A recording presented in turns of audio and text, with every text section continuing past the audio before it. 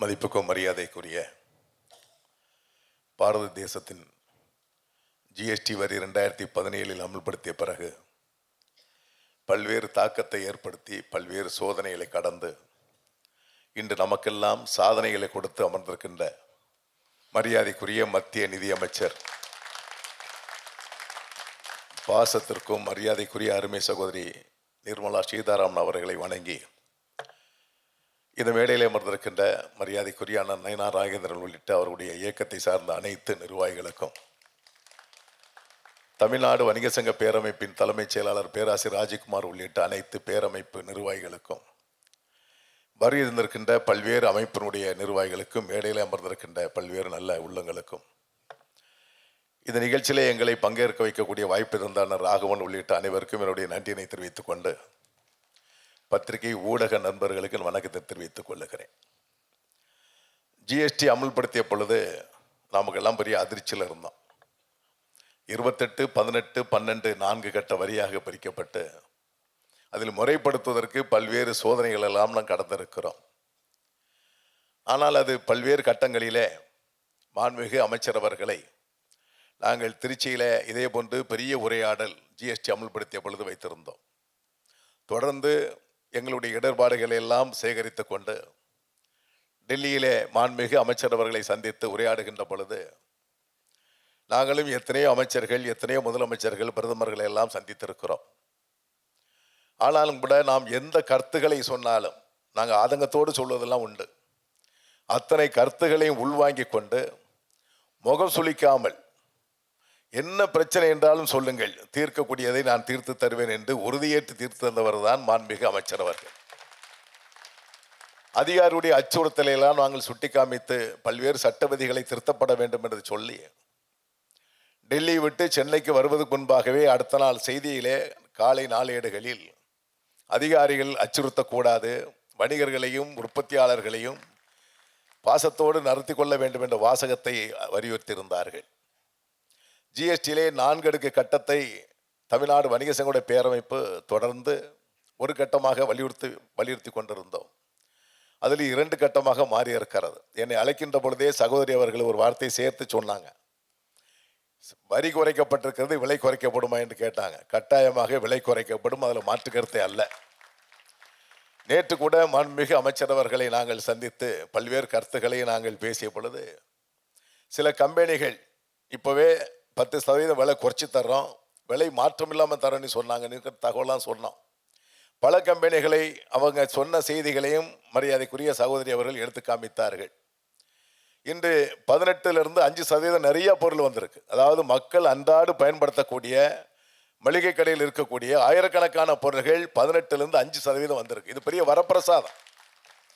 5% என்பது சாதாரணமாக எல்லா மக்களும் கட்டக்கூடிய வரி, மனமகிழ்ந்து கட்டக்கூடிய வரி. இதில் வியாபாரிகளை பொறுத்தவரையிலே தமிழ்நாடு வணிக சங்கோட பேரமைப்பு தொடர்ந்து மரியாதைக்குரிய அமைச்சர் அவர்கள் அறிவித்த உடனே அனைத்து நிறுவனங்களுக்கு நாங்கள் செய்தியை தெளிவாக சொல்லியிருக்கிறோம்.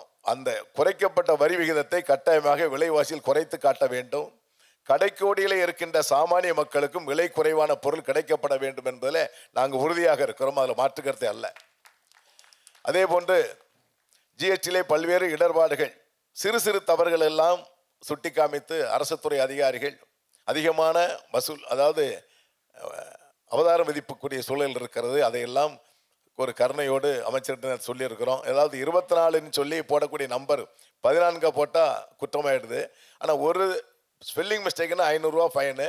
அந்த 500 ரூபா ஃபைனுக்கு 20,000, 50,000, 1 லட்சம் அப்படி ரொம்ப கட்டாயமாக நெருக்கடி தர்றாங்க. இது போன்ற ஜிஎஸ்டி துறை அதிகாரிகள் நிறைய பேர் நல்ல ஆட்கள் இருக்காங்க, தவறான அதிகாரிகள் இருக்காங்க. இந்த தவறான அதிகாரிகளை சுட்டி காட்டுவதற்கு ஒரு பிரதிநிதித்துவமாக சில அமைப்புகளை இணைத்து கொண்டு ஒரு மேடம் அவர்கள் ஒரு கமிட்டி அமைச்சாங்கன்னா ஒரு 3 மாதம் இல்லை 6 மாதத்துக்கு ஒரு கூட்டத்தை எங்களெல்லாம் அழைச்சி பேசும்போது அந்த அதிகாரிகள் ஒரு அச்சம் ஏற்படும். இவங்களாம் அமைச்சர்கிட்ட நேரடியாக பேசுகிறாங்க, நேரடியாக கலந்துரையாடல் செய்கிறாங்க. நாம் எதனா தவறு செஞ்சால் அவருடைய கவனத்துக்கு போகும் என்ற எண்ணத்தை உருவாக்கக்கூடிய வகையில் இது போன்ற அமைப்புகளை ஒரு கமிட்டி அமைத்தரப்பட வேண்டும் என்பதை நான் கோரிக்கையாக வலியுறுத்துகிறேன். அதே போன்று நீங்கள் சாமானிய மக்கள் பயன்பெறக்கூடிய வகையில் மரியாதைக்குரிய பாரத பிரதமர் நரேந்திர மோடிஜி அவர்கள் ஒரு வணிக நல வாரியம் ஒன்று மத்தியிலே உருவாக்கப்பட்டது. அதையும் செயல்படுத்திட வேண்டும் என்பதை மாண்புமிகு அமைச்சருக்கு நான் கோரிக்கையாக வைத்துக் கொள்கிறேன். ஏன்னா சின்ன சின்ன வியாபாரிகள் நிறைய இருக்கிறாங்க, ABC D கிரேடு. இன்னைக்கு பார்த்தீங்கன்னா கார்பரேட் கம்பெனிகள், ஆன்லைன் வர்த்தகம் எங்களெல்லாம் சுனாமி மாதிரி தொடச்சிக்கிட்டு இருக்கு. அதற்கும் மரியாதைக்குரிய சகோதரி அவர்கள் பாரத பிரதமர் கவனத்துக்கு எடுத்து சென்று, ஏன்னா பாரத பிரதமர் அவர்களை நாங்கள் சந்தித்து, பிரதமர் ஆவதற்கு முன்பு சந்திச்சிருக்கோம், அப்புறமும் சந்திச்சிருக்கோம். சந்திக்கின்ற பொழுது அவர்கள் சொன்ன ஒரு வாசகம், நான் ஒரு சாமானியன், நான் சாதாரணமாக டீ வியாபாரம் செய்தவன், என்னுடைய தகப்பனார் மளிகை கடை வைத்திருந்தவர் என்று சொன்னார்கள்.